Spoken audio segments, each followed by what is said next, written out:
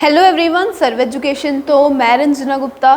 तो देखो आप कर रहे थे second chapter forms of business organisation. तो लास्ट लैक्चर दे विच आप सोल प्रोप्राइटरशिप बारे पढ़ा सी कि सोल प्रोप्राइटरशिप की होंदी हैगी, किवें आप बिजनेस की पहचान करांगे कि यह सोल प्रोप्राइटरशिप है या नहीं है, तो सोल प्रोप्राइटरशिप के फायदे नुकसान की है, ये सारा कुछ आप पिछले लैक्चर दे विच डिस्कस कर चुके।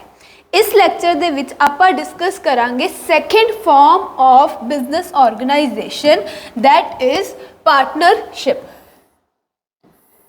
ये जिहड़ियां भी आप फॉर्म्स ऑफ ऑर्गेनाइजेशंस पढ़ी जाने हैं, एक किहदे विच आंदियां हैगियां प्राइवेट सैक्टर एंटरप्राइजेस दे विच।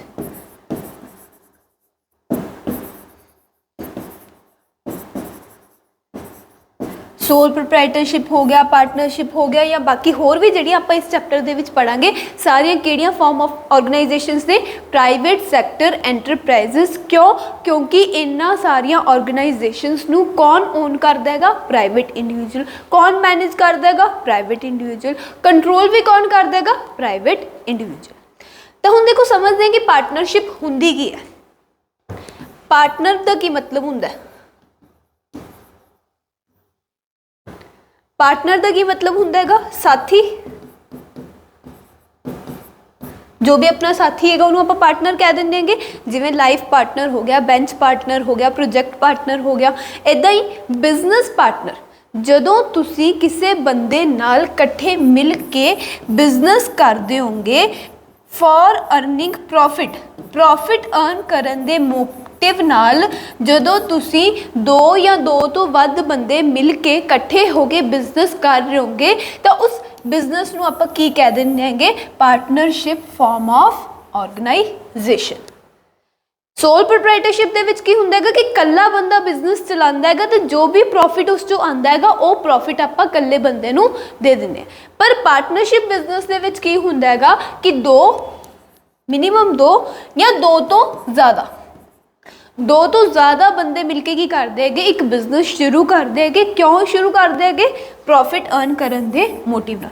ते जो भी उस बिजनेस चो प्रॉफिट आऊगा सारे बंदे मिलके की करनगे उस प्रॉफिट नूं आपस दे विच शेयर करनगे। तो पार्टनरशिप फॉर्म ऑफ ऑर्गेनाइजेशन समझ आई की हुंदी हैगी?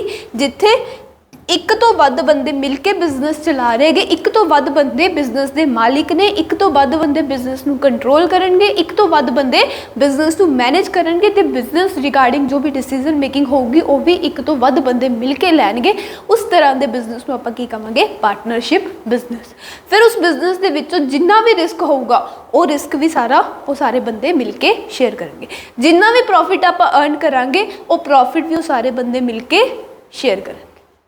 गल समझ आई? तो हुण आप बुक वाली डेफिनेशन आप पढ़ लेंगे। पार्टनरशिप बारे की लिखा होएगा?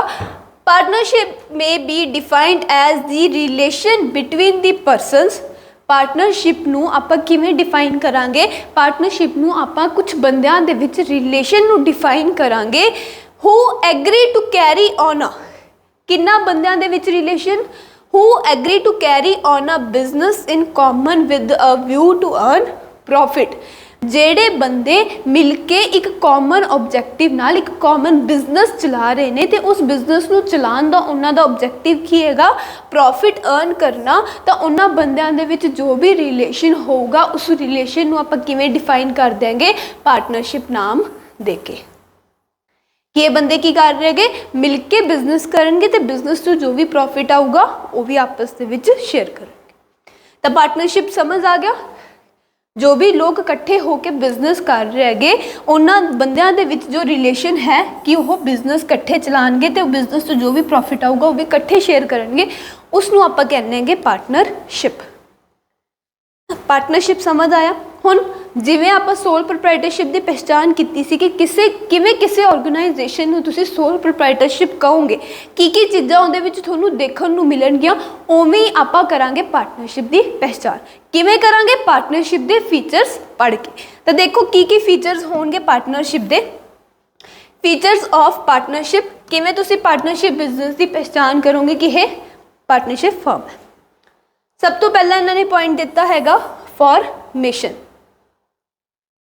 फॉर्मेशन आप बाद चो डिस्कस करते हैं। सब तो पहली पहचान की होगी पार्टनरशिप बिजनेस की? ਕੀ ਹੋਊਗੀ ਪਹਿਚਾਨ ਕਿ ਇਸ ਤਰ੍ਹਾਂ ਦੇ ਬਿਜ਼ਨਸ ਦੇ ਵਿੱਚ ਇੱਕ ਇਕੱਲਾ ਬੰਦਾ ਕੰਮ ਨਹੀਂ ਕਰ ਰਿਹਾ ਹੋਊਗਾ, ਜਾਂ ਤਾਂ 2 ਬੰਦੇ ਹੋਣਗੇ ਮਿਨੀਮਮ, ਜਾਂ ਫਿਰ 2 ਤੋਂ ਵੱਧ ਹੋਣਗੇ। ਸਭ ਤੋਂ ਪਹਿਲੀ ਪਹਿਚਾਨ ਤਾਂ ਇਹਦੇ ਵਿੱਚ ਇਹ ਹੈਗੀ ਕਿ ਪਾਰਟਨਰਸ਼ਿਪ ਦੇ ਵਿੱਚ ਕਦੇ ਵੀ ਸਿੰਗਲ ਓਨਰ ਨਹੀਂ ਹੋਊਗਾ, 2 ਔਰ ਮੋਰ ਦੈਨ 2 ਪਰਸਨਸ ਕੀ ਹੋਣਗੇ, ਓਨਰਸ ਹੋਣਗੇ। ਚਲੋ ਹੁਣ ਆਪਾਂ ਇਹਨਾਂ ਪੁਆਇੰਟਸ ਬਾਰੇ ਪੜ੍ਹ ਲੈਂਦੇ ਹੈਗੇ, ਕੱਲੇ ਪੁਆਇੰਟ ਬਾਰੇ ਕੀ ਦੱਸਿਆ ਹੋਏਗਾ। ਸਭ ਤੋਂ ਪਹਿਲਾ ਪੁਆਇੰਟ ਕੀ ਲਿਖਿਆ ਹੋਏਗਾ ਆਪਣੇ ਕੋਲੇ, ਫਾਰਮੇਸ਼ਨ। ਸੋਲ ਪ੍ਰੋਪਰਾਈਟਰਸ਼ਿਪ ਦੇ ਵਿੱਚ ਵੀ ਆਪਾਂ ਇਹ ਪੁਆਇੰਟ ਪੜ੍ਹਿਆ ਸੀ, ਫਾਰਮੇਸ਼ਨ ਐਂਡ ਕਲੋਜ਼ਰ। ਉਸ 'ਚ ਕੀ ਪੜ੍ਹਿਆ ਸੀਗਾ ਕਿ ਫਾਰਮੇਸ਼ਨ ਸੋਲ ਪ੍ਰੋਪਰਾਈਟਰਸ਼ਿਪ ਦੀ ਬਹੁਤ ਈਜ਼ੀ ਹੁੰਦੀ ਹੈਗੀ, ਕੋਈ ਵੀ ਰੂਲਸ ਐਂਡ ਰੈਗੂਲੇਸ਼ਨ, ਕੋਈ ਵੀ ਲੀਗਲ ਫਾਰਮੈਲਿਟੀ ਤੁਹਾਨੂੰ ਕਰਨ ਦੀ ਲੋੜ ਨਹੀਂ ਜੇ ਤੁਸੀਂ ਸੋਲ ਪ੍ਰੋਪਰਾਈਟਰਸ਼ਿਪ ਬਿਜ਼ਨਸ ਸ਼ੁਰੂ ਕਰਨਾ ਹੈ। तो हुण पार्टनरशिप की फॉर्मेशन किवें होगी, पार्टनरशिप बिजनेस किवें शुरू होगा। देखो सोल प्रोप्राइटरशिप की तरह पार्टनरशिप की फॉर्मेशन भी बहुत ईजी होंदी हैगी। पार्टनरशिप बिजनेस शुरू करने लई भी तुहानू वाधू लीगल फॉर्मैलिटीज़ करन दी लोड़ नहीं पैंदी, जस्ट की हुंदा हैगा एग्रीमेंट। जस्ट की होगा आ जेडे बंदे इकट्ठे मिल के बिजनेस शुरू करना चाहते हैं, इन्हां दे विच एक एग्रीमेंट बनूगा। जदों इन्हां दे विच एग्रीमेंट बन गया उदों पार्टनरशिप बिजनेस की हो जाऊगा, शुरू हो जाऊगा। हुण एग्रीमेंट दे विच लिखांगे कि एग्रीमेंट दे विच की लिखिया जाऊगा, काम बारे लिखिया जाऊगा कि आपां किस काम दा बिजनेस शुरू करना है, नेचर ऑफ वर्क, ते ओहदे विचों किहड़ा बंदा की काम करूगा, इस बंदे का की काम होगा, इन्हें किहड़ियां एक्टिविटीज़ परफॉर्म करनी है, इन्हें किहड़ियां एक्टिविटीज़ परफॉर्म करनी। ये तिन्ने बंदे किन्ना किन्ना पैसा बिजनेस दे विच लाणगे, ये भी आपां पहला डिसाइड करांगे। तो जदों अपने बिजनेस दे विच प्रॉफिट आऊगा, उस प्रॉफिट नूं ये बंदे आपस च वंडणगे। तो हुण ये पहले पार्टनर नूं किन्ना देना है, दूजे पार्टनर नूं किन्ना देना है, तीजे पार्टनर नूं किन्ना प्रॉफिट मिलूगा, ये सारा कुछ आपां किहदे विच लिखांगे, एग्रीमेंट दे विच। उवें जे बिजनेस नूं लॉस हुंदा है तो लॉस भी सारे आपस दे विच वंडणगे। फिर पहला पार्टनर किन्ना लॉस बीयर करू, दूजा किन्ना लॉस बीयर करू, तीजा पार्टनर किन्ना लॉस बीयर करू, ये सारा कुछ पहला ही आपां की करांगे, बिजनेस शुरू करन तो पहला डिसाइड करांगे। तो डिसाइड करना ही की हैगा, एग्रीमेंट बनाना। तो जदों तुसी एग्रीमेंट बना लियागा उदों तुहाडा पार्टनरशिप बिजनेस की हो जाऊगा, शुरू हो जाऊगा। गल समझ आ गई। कोई भी लीगल फॉर्मैलिटी वगैरह आपां नूं इहदे वास्ते भी करन दी लोड़ नहीं पैंदी। बट हाँ एक पॉइंट हुंदा हैगा कि तुसी आपदे बिजनेस नूं रजिस्टर करवा सकदे होगे। रजिस्टर किहदे विच कराना हुंदा हैगा, पार्टनरशिप एक्ट।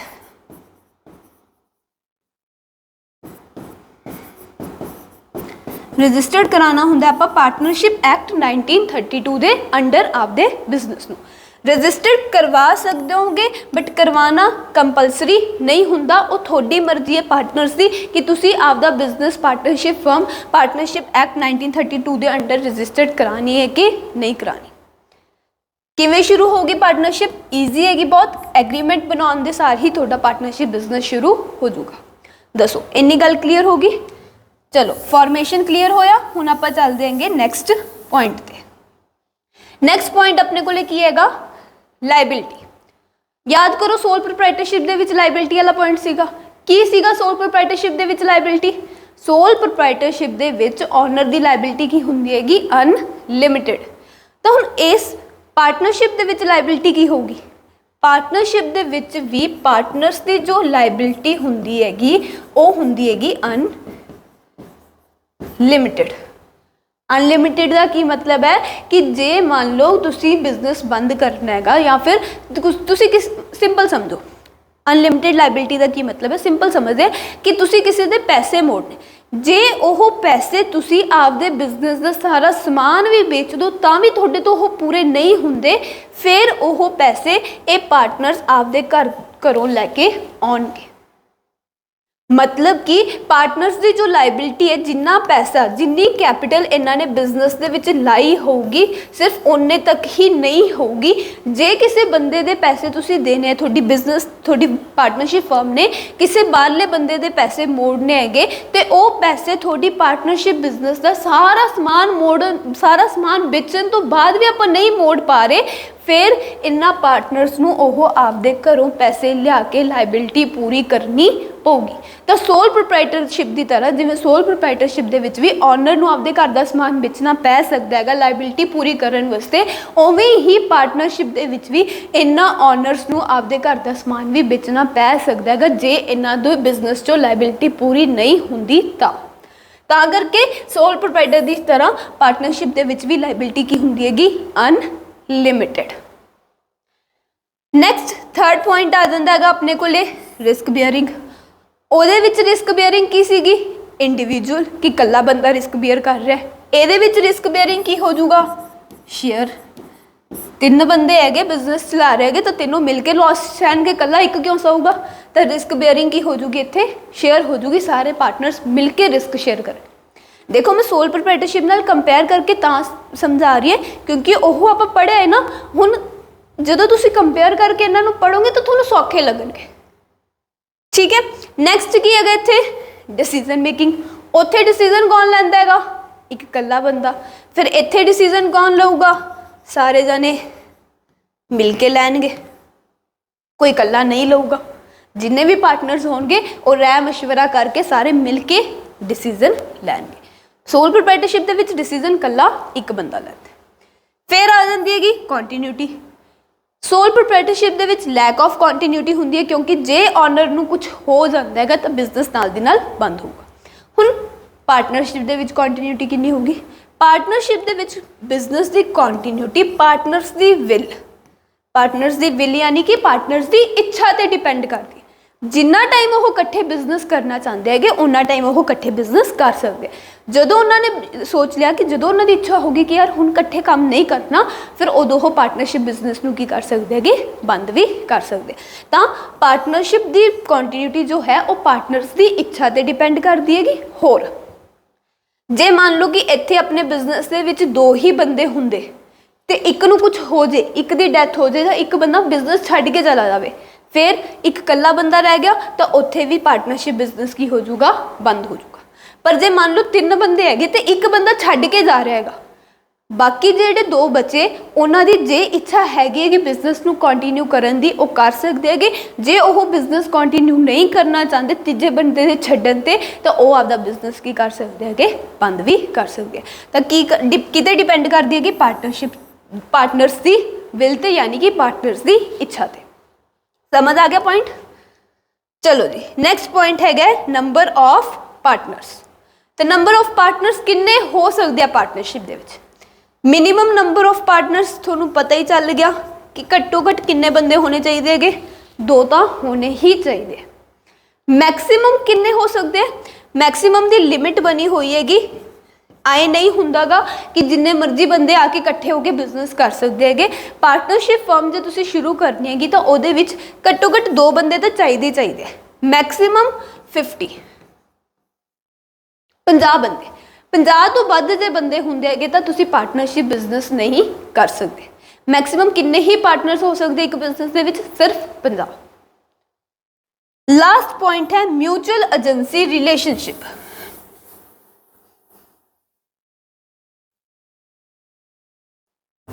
ਲਾਸਟ ਪੁਆਇੰਟ ਕੀ ਹੈਗਾ ਆਪਣੇ ਕੋਲੇ, ਮਿਊਚੁਅਲ ਏਜੰਸੀ ਰਿਲੇਸ਼ਨਸ਼ਿਪ। ਹੁਣ ਇਹਨੂੰ ਸਮਝਦੇ ਆ। ਦੇਖੋ ਤਿੰਨ ਬੰਦੇ ਸੀਗੇ ਇਕੱਠੇ ਬਿਜ਼ਨਸ ਕਰ ਰਹੇ ਸੀ, ਇਹ ਤਿੰਨੋਂ ਇਸ ਬਿਜ਼ਨਸ ਦੇ ਕੀ ਹੋਣਗੇ, ਓਨਰਸ, ਮਾਲਿਕ। ਦੇਖੋ ਮਾਲਿਕ ਤਾਂ ਹੋਣਗੇ ਹੀ ਹੋਣਗੇ ਨਾਲ, ਪਲੱਸ ਇਸ ਤਿੰਨੋਂ ਕੀ ਹੋਣਗੇ, ਏਜੰਟਸ ਵੀ ਹੋਣਗੇ। ਏਜੰਟਸ ਕੌਣ ਹੁੰਦੇ ਹੈਗੇ, ਏਜੰਟ ਉਹ ਬੰਦਾ ਹੁੰਦਾ ਹੈਗਾ ਜਿਹੜਾ ਕਿਸੇ ਹੋਰ ਪਰਸਨ ਦੇ ਬਿਹਾਫ ਤੇ ਕੰਮ ਕਰਕੇ ਆਉਂਦਾ ਹੈਗਾ, ਜਿਹੜਾ ਕਿਸੇ ਹੋਰ ਪਰਸਨ ਦੇ ਬਿਹਾਫ ਤੇ ਕੰਮ ਕਰਦਾ ਹੈਗਾ। ਤੇ ਜਿਹੜਾ ਵੀ ਕੰਮ ਏਜੰਟ ਕਰਕੇ ਆਊਗਾ ਉਹਦੇ ਕੰਮ ਪ੍ਰਤੀ ਕੌਣ ਲਾਇਬਲ ਹੋਊਗਾ, ਯਾਨੀ ਕਿ ਉਹ ਜੋ ਵੀ ਕੰਮ ਕਰਕੇ ਆਊਗਾ ਉਸ ਕੰਮ ਦੇ ਵਾਸਤੇ ਕੌਣ ਜ਼ਿੰਮੇਵਾਰ ਹੋਊਗਾ, ਉਹ ਬੰਦਾ ਜਿਹਨੇ ਇਹਨੂੰ ਕੰਮ ਦਿੱਤਾ ਸੀਗਾ।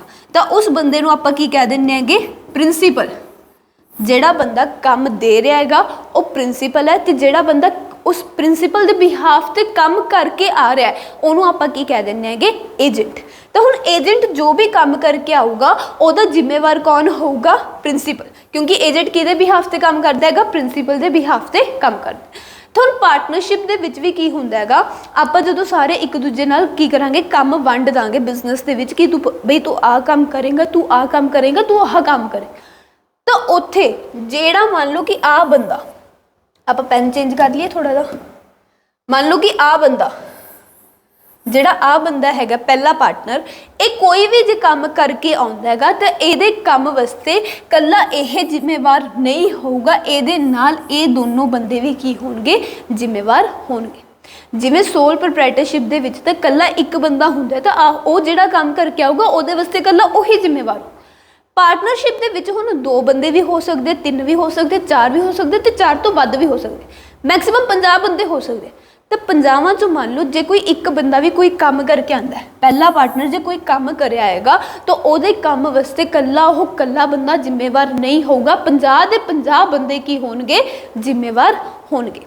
तां करके आपां की कह दिंदे हैगे इत्थे कि जिहड़े सारे पार्टनर्स हुंदे हैगे वो पार्टनरशिप बिजनेस दे विच ऑनर्स तो हुंदे ही हुंदे है। ਉਹ ਪਾਰਟਨਰਸ਼ਿਪ ਬਿਜ਼ਨਸ ਦੇ ਵਿੱਚ ਓਨਰਸ ਤਾਂ ਹੁੰਦੇ ਹੀ ਹੁੰਦੇ ਹੈਗੇ, ਨਾਲ ਉਹ ਕੀ ਹੁੰਦੇ ਹੈਗੇ, ਏਜੰਟ ਤੇ ਪ੍ਰਿੰਸੀਪਲ ਵੀ ਹੁੰਦੇ ਹੈਗੇ। ਨਾਲ ਉਹ ਕੀ ਹੁੰਦੇ ਹੈਗੇ, ਇੱਕ ਦੂਜੇ ਪਾਰਟਨਰ ਦੇ ਏਜੰਟ ਤੇ ਪ੍ਰਿੰਸੀਪਲ। मतलब जे पहला बंदा कोई काम करके आ रहा है तो पहला बंदा की बन जाऊगा, एजेंट बन जाऊगा, तो दूजे बंदे की बन जाएंगे, प्रिंसीपल बन जाएंगे। उवी जो दूजा बंदा कोई काम करके आऊगा तो दूजा बंदा एजेंट बन जाऊगा, ये दोनों जो पहला तो तीजा बंदा है एक ही बन जाएंगे प्रिंसीपल्स। तो सारे पार्टनर्स की होंगे हैगे, एक दूजे के एजेंट भी होंगे हैगे ते प्रिंसीपल भी होंगे हैगे। तो जिहड़ा ये एजेंट ते प्रिंसीपल का आपस दे विच रिलेशन होंदा हैगा, उस रिलेशन नूं आपां की कह दिंदे हैगे, एजेंसी। पार्टनर्स सॉरी एजेंट ते प्रिंसीपल दे आपस दे रिलेशन नूं आपां की कह दिंदे हैगे, एजेंसी। तां करके एक फीचर इन्हां ने आपां नूं की दिता होया हैगा, म्यूचुअल एजेंसी रिलेशनशिप, कि पार्टनर्स दा आपस दे विच ऑनर्स तो हैगे ही हैगे, पार्टनर्स दा आपस दे विच की केड़ा रिलेशन हुंदा हैगा, एजेंसी रिलेशनशिप भी हुंदा है। एजेंसी रिलेशनशिप मतलब कि सारे पार्टनर्स एक दूजे दे एजेंट्स ने ते सारे पार्टनर्स एक दूजे दे की ने, प्रिंसीपल भी ने। दसो फीचर समझ आ गए सारे, केड़े केड़े फीचर्स ने, एक बारी मैं रिपीट कर दीनी है। सब तो पहला फॉर्मेशन बहुत ईजी हैगी, जस्ट एग्रीमेंट करना होंगे। फिर की अगर लाइबिलिटी अनलिमिटेड होंगी हैगी, रिस्क बेयरिंग शेयर होगी, डिसीजन मेकिंग भी मिल के करांगे, कॉन्टीन्यूटी विल ते डिपेंड करती है, number of partners minimum 2 maximum 50 ते म्यूचुअल एजेंसी रिलेशनशिप होंदा हैगा पार्टनर्स दे विच। क्लीयर होया ये टॉपिक। नैक्सट अपने को है मैरिट्स ऑफ पार्टनरशिप। पहचान करनी आ गई, आप पार्टनरशिप की पहचान किमें करांगे। हुण पार्टनरशिप दे विच की फायदे होणगे, की नुकसान होणगे। पहला हैगे फायदे, मैरिट्स। तो देखो की फायदे है, easy to form partnership business भी, जिवें सोल प्रोप्राइटरशिप शुरू करना सौखा हैगा, उवें पार्टनरशिप बिजनेस भी शुरू करना सौखा हुंदा है। फिर इन्होंने लिखता इत्थे आपां नूं balanced decision making. Balance decision making का की मतलब हैगा कि यार देखो 4 बंदे मिलके काम कर रहे हैं,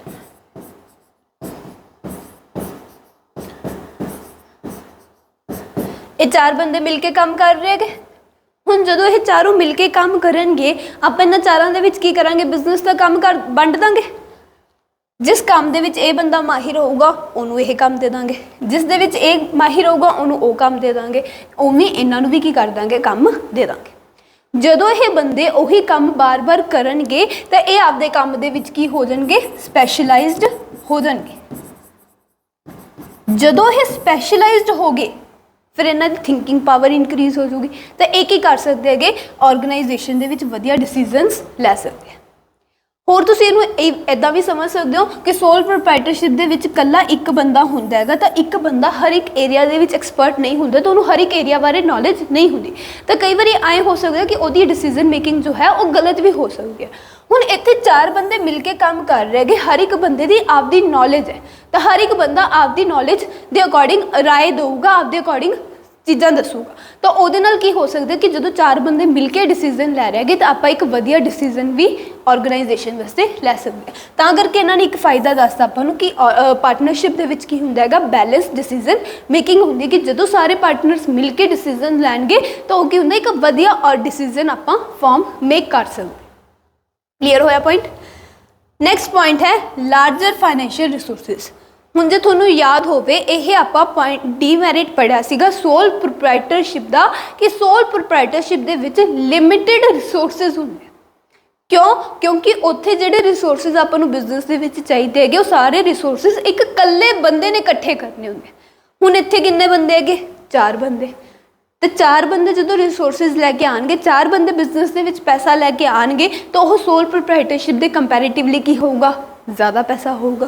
तो अपने को की होंगे लार्जर फाइनैशियल रिसोर्सिस की पार्टनरशिप दे विच अपने को कैपिटल इन्वेस्टमेंट जो होंगी वो ज़्यादा होंगी। कैपिटल बेसिकली वो पैसा जो ऑनर्स बिजनेस दे विच लाउंदे हैगे।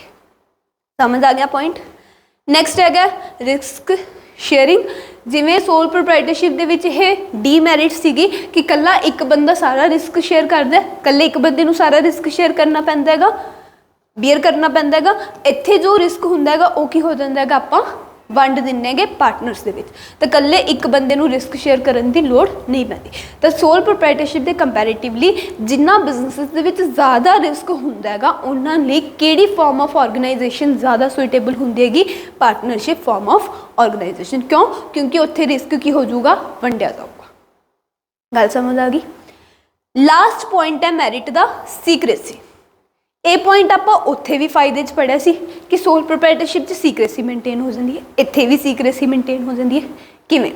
देखो कई फॉर्म्स ऑफ ऑर्गेनाइजेशन जिहड़ियां आपां अगे पढ़ांगे जिवें कि कंपनी, कोऑपरेटिव सोसाइटी वगैरह, उन्हां नूं की करना पैंदा हैगा अपनी सारी फाइनैशियल इंफॉर्मेशन मतलब कि आपदियां बुक्स ऑफ अकाउंट्स, आपदे प्रॉफिट एंड लॉस, आपदे बिजनेस की बैलेंस शीट कि साडे बिजनेस नूं इन्ना प्रॉफिट होया, इन्ना लॉस होया, आह चीज़ां साडे बिजनेस दे विच एसेट्स पे है, इहदी सारी इंफॉर्मेशन पब्लिक नूं शो करनी पैंदी है। जिहड़े आपां अगे फॉर्म्स ऑफ ऑर्गेनाइजेशन पढ़ांगे उन्हां दे विच उस बिजनेसिस नूं की करना पैंदा है, बुक्स ऑफ अकाउंट्स हो गए, आपदियां रिपोर्ट्स हो गई, प्रॉफिट लॉस बैलेंस शीट वगैरह, ये सारा कुछ पब्लिक नूं शो करना पैंदा है। बट सोल प्रोप्राइटरशिप हो गया, पार्टनरशिप हो गया, ये विच थोनू ये चीज़ां पब्लिक नूं शो करन दी लोड़ नहीं हुंदी। बस किने देख लिया? ऑनर नूं चाहिदा हुंदा हैगा, ऑनर ने देख लिया, बहुत है। तो इत्थे जे ऑनर 4 बंदे तो 4 बंदे ये चीज़ां देख सकते हैं, होर पंजवें थोनू किसी भी बंदे नूं ये सारियां चीज़ां शो करन दी लोड़ नहीं हुंदी। तां करके पार्टनरशिप दे विच भी की हुंदा हैगा, सीक्रेसी मेनटेन हो जाती हैगी कि थोड़ा जो बिजनेस की कॉन्फिडेंशियल इंफॉर्मेशन हैगी वो थोनू किसी बाहरले बंदे नाल शेयर करन दी लोड़ नहीं हुंदी, कि सिर्फ कितना विच रहूगी? पार्टनर्स दे विच ही रहूगी। क्लीयर हो गया? तो एक बार देख लिए, रिवाइज कर लिए। ईजी टू फॉर्म, बहुत सौखी है कि पार्टनरशिप फॉर्म शुरू करनी, फिर बैलेंस डिसीजन मेकिंग हो जाती है क्योंकि 4 बंदे इकट्ठे मिलकर जो डिसीजन लैणगे तो वधिया डिसीजन लै लैणगे। सोल प्रोप्राइटरशिप के कंपैरेटिवली अपने को लार्जर फंड्स होंगे पार्टनरशिप के, रिस्क की होंगे कि सारे बंदे आपस में शेयर कर लेंगे तो सीक्रेसी भी मेनटेन हो जाती है। क्लीयर होए? चलो फिर अगे चलिए, लास्ट टॉपिक अपने डीमैरिट्स ऑफ पार्टनरशिप। पार्टनरशिप के की खामी है, की खामी हैगी? सब तो पहली खामी तो यह हैगी कि अनलिमिटेड लाइबिलिटी। ये खामी सोल प्रोप्राइटरशिप दे विच भी सीगी। की कहंदी है खामी? कि जे बिजनेस तो पैसा पूरा नहीं हुंदा, पार्टनर्स नूं आपदे घरों भी पैसा लैके आना पै सकदा है, आपदे घर दा समान भी बेचना पै सकदा हैगा ओह पैसा पूरा करन लई। तां पार्टनरशिप दी की खामी है कि इहदे विच पार्टनर्स दी लाइबिलिटी अनलिमिटेड हुंदी है। फिर इन्होंने लिखता लिमिटेड रिसोर्सिस। हुण यार देखो इत्थे की हुंदा है, बच्चे कन्फ्यूज हो जाते हैं कि यार मैरिट्स दे विच तो इन्होंने लिखा सीगा लार्जर फाइनैशियल रिसोर्सिस कि फाइनैशियल रिसोर्सिस ज़्यादा होंगे। हुण डीमैरिट्स तो आगे फिर यह पॉइंट लिखता कि लिमिटेड रिसोर्सिस है। फायदा है कि नुकसान है, की करिए? तो देखो मैरिट्स दे विच जदों तुसीं फायदा लिख रहे होंगे तो उत्थे आपां लिखना हैगा सोल प्रोप्राइटरशिप दे कंपैरेटिव कि ਜਦੋਂ ਸੋਲ ਪ੍ਰੋਪਰਾਈਟਰਸ਼ਿਪ ਨਾਲ ਆਪਾਂ ਕੰਪੈਰੀਜ਼ਨ ਕਰਦੇ ਹੈਗੇ ਪਾਰਟਨਰਸ਼ਿਪ ਦਾ, ਤਾਂ ਸੋਲ ਪ੍ਰੋਪਰਾਈਟਰਸ਼ਿਪ ਦੇ ਕੰਪੈਰੀਟਿਵਲੀ ਪਾਰਟਨਰਸ਼ਿਪ ਦੇ ਵਿੱਚ ਜ਼ਿਆਦਾ ਪੈਸਾ ਹੁੰਦਾ ਹੈ, ਕਿਉਂਕਿ 4 ਬੰਦਿਆਂ ਨੇ ਲਾਣਾ। ਸੋਲ ਪ੍ਰੋਪਰਾਈਟਰਸ਼ਿਪ ਦੇ ਵਿੱਚ 1 ਬੰਦੇ ਨੇ ਲਾਣਾ। ਬਟ ਜਦੋਂ ਆਪਾਂ ਬਾਕੀਆਂ ਨਾਲ ਕੰਪੇਅਰ ਕਰਾਂਗੇ, ਫੋਰ ਐਗਜ਼ਾਮਪਲ ਜਦੋਂ ਆਪਾਂ ਕੰਪਨੀ ਫਾਰਮ ਆਫ ਆਰਗੇਨਾਈਜੇਸ਼ਨ ਪੜਾਂਗੇ, ਤਾਂ ਕੰਪਨੀ ਦੇ ਕੰਪੈਰੀਟਿਵਲੀ ਇਹਦੇ ਕੋਲੇ ਕੀ ਹੁੰਦੇ ਹੈਗੇ, ਲਿਮਿਟਿਡ ਰਿਸੋਰਸਿਸ। मतलब कि देखो मैक्सीमम किन्ने बंदे हैगे, सिर्फ 50 ही बंदे हो सकते हैं, 50 बंदियां तो वध नहीं हो सकते। तो तुसी एक लिमिट तक ही की कर सकते हो कि आपदे बिजनेस नू एक्सपैंड कर सकते हो, आपदे बिजनेस नू वड्डा कर सकते हो। कि किन्नी लिमिट आ गई, 50 बंदियां दी लिमिट आ गई। तो 50 बंदे जो रिसोर्सिस इकट्ठे करेंगे, जो फाइनैशियल रिसोर्सिस इकट्ठा करेंगे, तुसी उन्नी लिमिट तक ही पैसा इकट्ठा कर सकते हो बिजनेस दे विच, उदों बाद नहीं कर सकते। बट कंपनी दे विच इहो जिहा कुछ नहीं हुंदा लिमिट परसनस दी कि सिर्फ 50 ही बंदे होणगे, तां करके कंपनी वगैरह दी कंपैरेटिवली अपने कोले पार्टनरशिप दे विच की हुंदे हैगे, लिमिटेड रिसोर्सिस हुंदे हैगे कि एक लिमिट तक ही पार्टनरशिप दे विच पैसा आउंदा हैगा, ते उस पैसे नाल आपां एक लिमिट तक ही अपने बिजनेस नूं एक्सपैंड कर सकदे। गल समझ आई? फिर इन्होंने कहता वही लैक ऑफ कॉन्टीन्यूटी ये भी घट होंगी है, क्योंकि जो मर्जी चाहे पार्टनर्स की कर सकते हैं, बिजनेस को बंद कर सकते हैं। जो मान लो कि एक पार्टनर में जो कुछ हो जाता है, उसकी डेथ हो जाती है या फिर वो बिजनेस छड्ड के चला जाता है, तो वो भी पार्टनरशिप बिजनेस बंद हो सकता है। तां करके पार्टनरशिप बिजनेस के भी की होंगी है, लैक ऑफ कॉन्टीन्यूटी होंगी है। लैक ऑफ पब्लिक कॉन्फिडेंस आप पिछे मैरिट दे विच पढ़िया है, सीक्रेसी। ਉਹਦੇ ਵਿੱਚ ਕੀ ਸੀਗਾ कि इस टाइप के ऑर्गेनाइजेशनस ਨੂੰ ਆਪਦੀ जो कॉन्फिडेंशियल इंफॉर्मेशन है, आपके प्रॉफिट लॉस बैलेंस शीट, ये पब्लिक ਨੂੰ शो करने की जरूरत नहीं होती। तो जो बिजनेस ये सारिया चीज़ां शो नहीं करता, तो पब्लिक जो है ज़्यादा कॉन्फिडेंस नहीं करती, ज़्यादा विश्वास नहीं करती बिजनेस पे। सो ये प्रॉब्लम आ जाती है, लैक ऑफ पब्लिक कॉन्फिडेंस। फिर आ जाता है risk of mutual agency. Mutual agency वाला पॉइंट आप फीचर्स पढ़ के आए थे कि की मतलब है म्यूचुअल एजेंसी का, कि जोड़े सारे पार्टनर्स है वो एक दूजे के की होंगे है, एजेंट ते प्रिंसीपल्स होंगे, एज अ एजेंट बिहाव करेंगे। जे कोई एक पार्टनर भी कोई काम भी करके आऊगा, तो वो जिम्मेवार हर एक पार्टनर होगा, कला वही पार्टनर नहीं होगा। तो हुण इत्थे इन्होंने डीमैरिट दे विच पॉइंट क्यों दिता है कि मान लो जे कोई बेईमान पार्टनर कोई डील कर आंदा या फिर आपदे फायदे लिए कोई काम कर आंदा है, पर उहदे विचों जे नुकसान हो गया, तो वो नुकसान उहदे नाल बाकी पार्टनर्स नूं भी भुगतना पऊगा। तो ये की हैगा, इहदा एक नुकसान भी बन जाता है कि हर एक पार्टनर का जो काम होगा उहदे प्रति हर एक दूजा पार्टनर भी की होगा, जिम्मेवार होगा।